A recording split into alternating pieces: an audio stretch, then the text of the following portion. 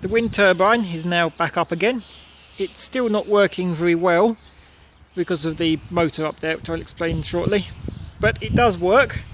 When I turn it by hand, I've managed to get up to 0.67 watts, and I think I can probably make between 1 and 2 watts in a good wind, which is pathetic.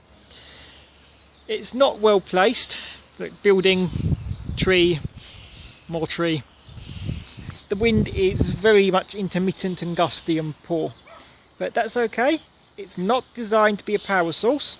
If I wanted that, I would have gone for photovoltaics.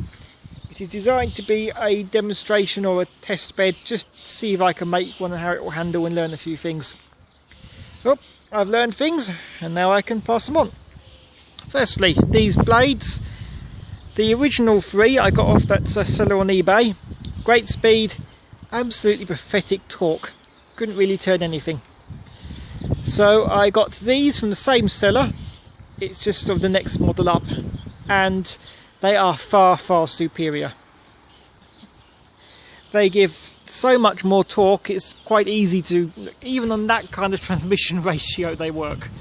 So, plenty more torque, they still get a really good speed when the wind gets going. And they're easily fixable. You're not going to get the same efficiency as precision engineered airfoil blades, but for a fraction of the price, I think it's worth it for a hobbyist turbine. They are just bent bits of metal, curvy now rather than straight, and that also means they can be fixed, because this blew over and bent a blade, but I just bent it back, hammered it a bit, straight back on. If this had been a precision professional type blade, that would have been ruined. So blades I very much approve of. Now, I'm standing far enough back not to get whacked this time. The electrics, there's barely anything to say. There's just a septic converter. The diode isn't really necessary, it's just stop the capacitor back draining from the dynamo when the wind dies down. So it will last a quarter second or so between gusts.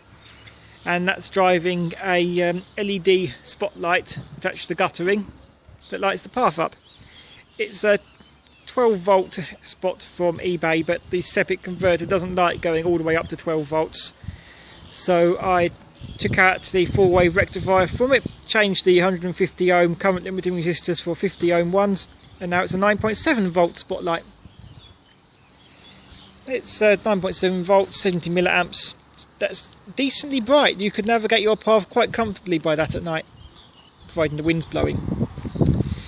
The slip rings, oh great, resistance is measuring steady 0 ohms, so my meter can't even detect it.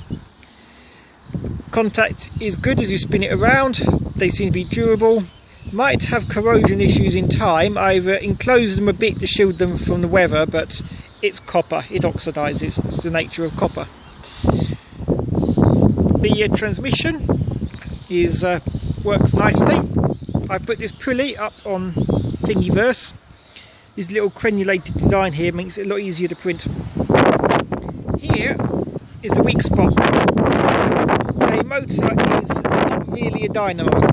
They're similar enough that they can serve as one, but it would be a poor dynamo. That's why I'm only getting less than a watt out of this, and I spin it by hand, 1 to 2 watts under the wind.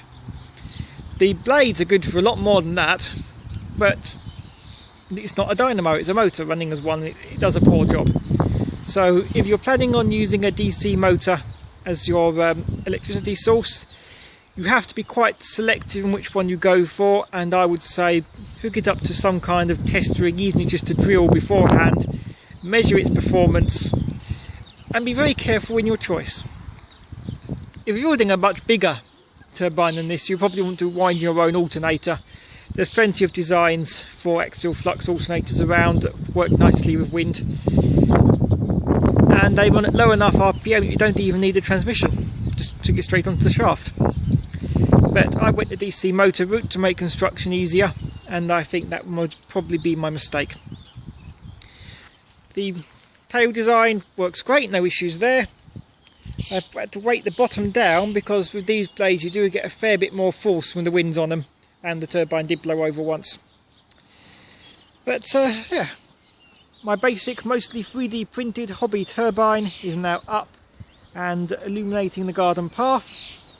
I've learned a bit, and now I am going to put this project aside and build something else.